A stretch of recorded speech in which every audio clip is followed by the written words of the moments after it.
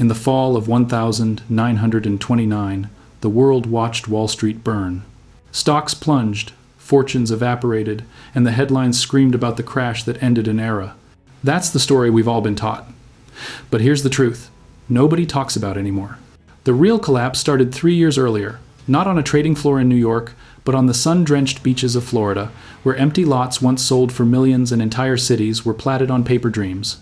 By the time Black Tuesday arrived in October 1929, the American economy was already bleeding from a wound most people had forgotten, the great real estate bust of 1926.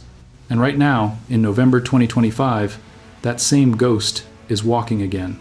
Not with the drama of a stock market panic, but quietly, relentlessly, in vacant office towers, underwater mortgages, and regional banks staring at billions in sour loans. This isn't a prediction of tomorrow's headline.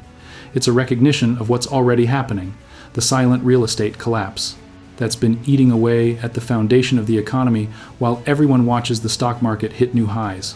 Let me take you back to where it really began, because once you see the pattern, you'll never look at today's property market the same way again.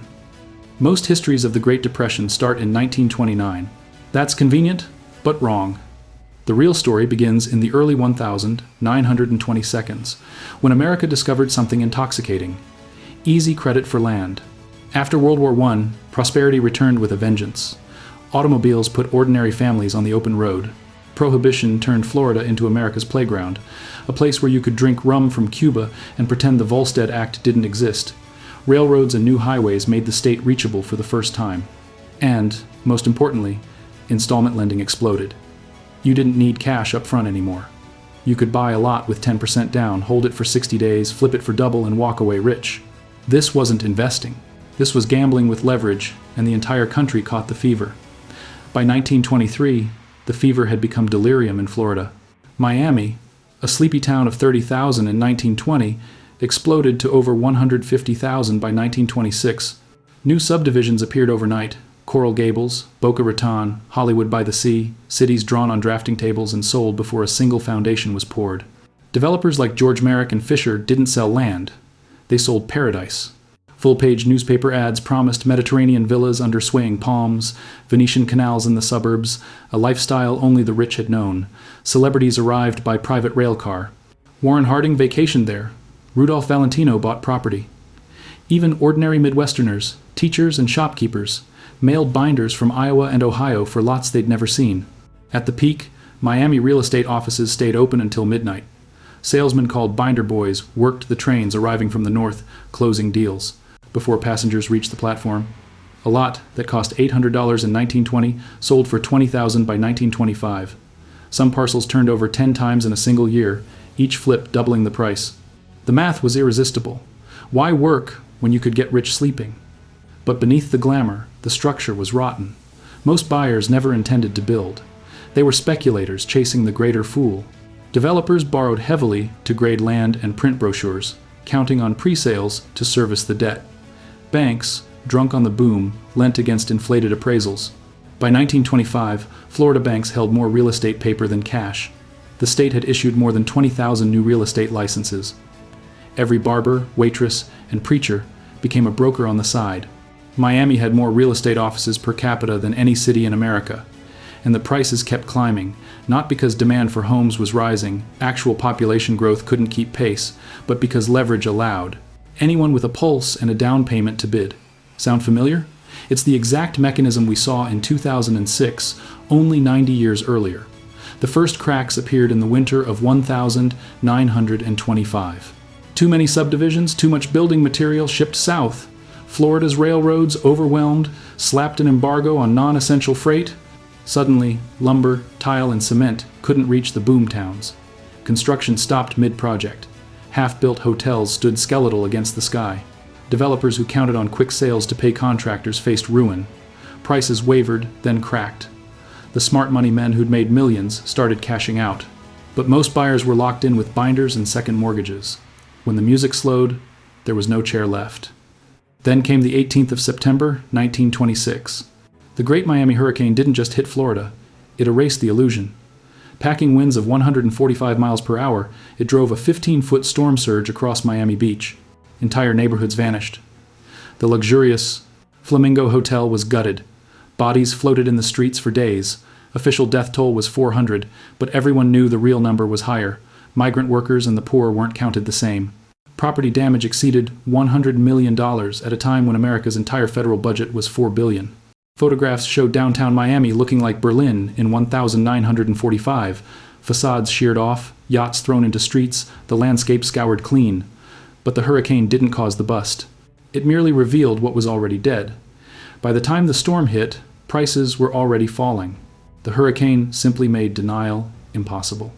In the months that followed, Florida's economy imploded. Banks failed by the dozens. In Miami alone, more than 100 closed between 1,926 and 1,928. Paper millionaires became paupers overnight.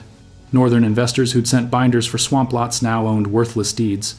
Tourists canceled reservations. Construction workers, 25. 1,000 strong at the peak, left the state in boxcars. Entire subdivisions reverted to palmetto scrub.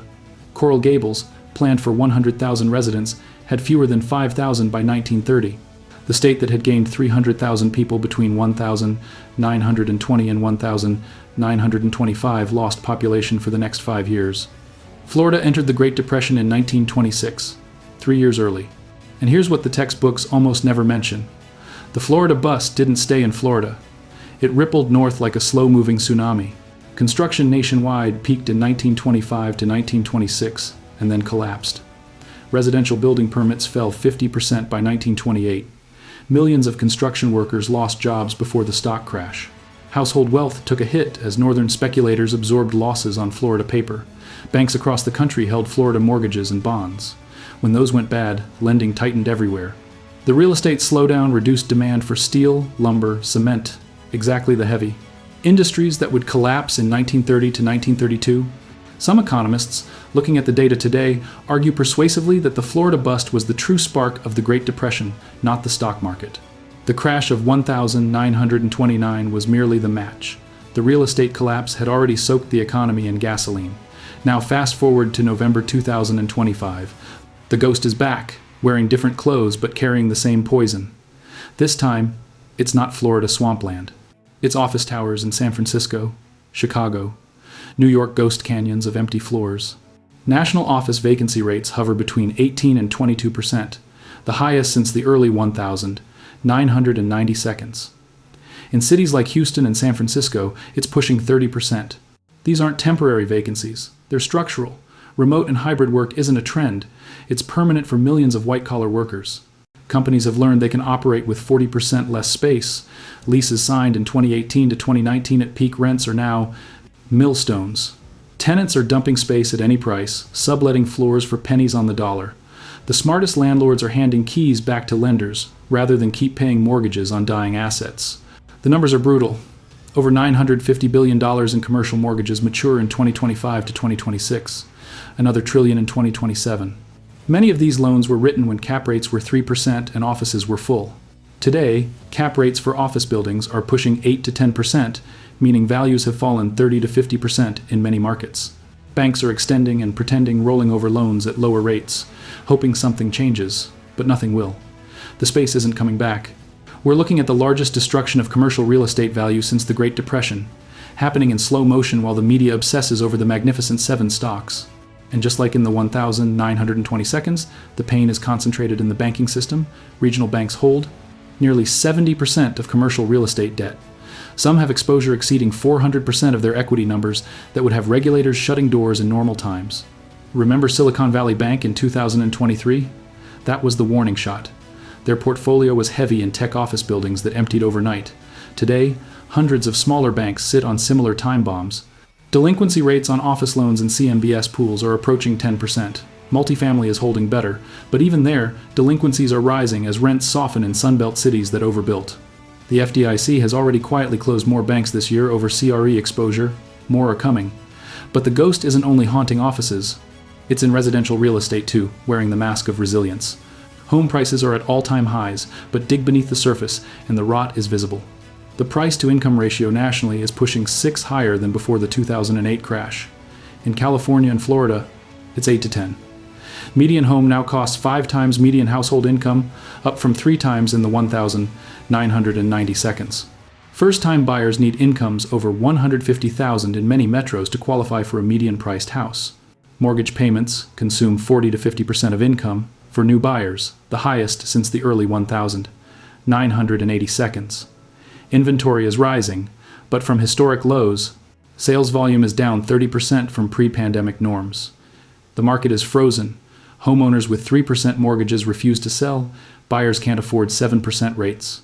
It's a standoff that's slowly strangling mobility and wealth creation for an entire generation. The parallels to 1926 are chilling. Then as now, the boom was built on leverage and denial. In the 1922, it was installment plans and second mortgages. Today, it's 40-year mortgages, adjustable rate loans resetting higher, and private credit funds lending at 12% to desperate developers. Then, as now, the smart money started exiting early. Private equity firms are dumping office buildings at 40% discounts. REITs are trading 30 to 50% below net asset value. Insurance companies have slashed CRE allocations. The insiders know. The only question is when the broader public catches on. And just like 1926, nature is providing the punctuation marks. Florida's insurance crisis isn't new, it's the second act.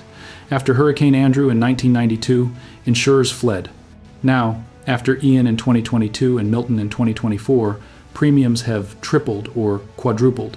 Hundreds of thousands of homeowners face policies costing $20,000, $30,000, $40,000 a year. Many are walking away. Foreclosures in Florida are rising fastest in the nation. The state that birthed the 1922 bust is once again ground zero for real estate distress, only this time it's not speculation driving the fall. It's unaffordability and insurers refusing to write policies in Hurricane Alley. The most dangerous similarity is what happens when real estate wealth evaporates quietly. In 1926 to 1928, the bust didn't make daily headlines. It was a slow bleed. Construction jobs disappeared gradually. Household balance sheets weakened month by month. Banks tightened credit without fanfare. By the time Wall Street cracked, the real economy was already on its knees. Today, the same silent destruction is underway. Commercial property values down 30 to 50% in many markets. Regional banks nursing hundreds of billions in unrealized losses. Household net worth inflated by paper gains in housing that can't be accessed without triggering tax events or rate shock. The wealth effect is reversing, but slowly enough that most people haven't felt it yet. Here's what keeps me up at night. In 1926, the Florida bust seemed contained, a regional problem for speculators and banks heavy in Florida paper. By 1929, it wasn't. The contagion had spread through the banking system and construction slowdown into every corner of America. Today, we tell ourselves commercial real estate is only 6% of GDP. It's contained. Regional banks are small. The Fed can handle it. But that's what they said about subprime in 2007. The interconnectedness is worse now. Derivatives, CMBS, private credit funds all layered on top of the same troubled assets. When the extensions stop and the pretending ends, the losses will be recognized all at once. The ghost of 1929 isn't coming. It's here. It's been here for years, walking through empty office lobbies and overpriced suburbs, waiting for the moment when confidence finally breaks. The stock market can keep climbing, tech can keep innovating, but when real estate wealth collapses, and it is collapsing, silently, relentlessly, the real economy follows.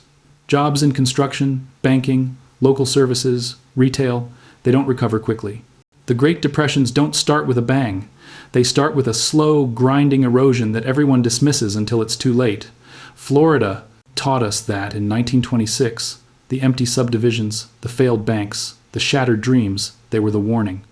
We ignored it then. We're ignoring it now. But the ghost doesn't care. It keeps walking. And sooner or later, it collects. If this story changed how you see today's strong economy, if you finally understand why prices feel wrong and wealth feels fragile, then you're starting to see through the illusion they've built. Subscribe, because the next chapters of this story aren't in the data right now, and I'm going to keep showing you where to look. The ghost is patient, but it's not gone, and when it finally speaks, everyone will hear it. The only question is whether you'll be ready.